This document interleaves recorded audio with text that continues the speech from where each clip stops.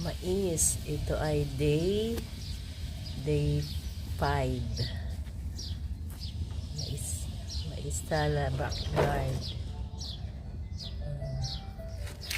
Dito naman ay broccoli at saka cabbage. Pero hindi pa siya nasibol.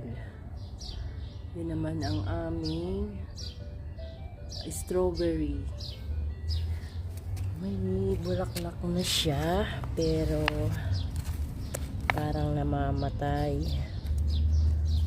Kaya ang maganda dito. Pero nasibol naman ulit.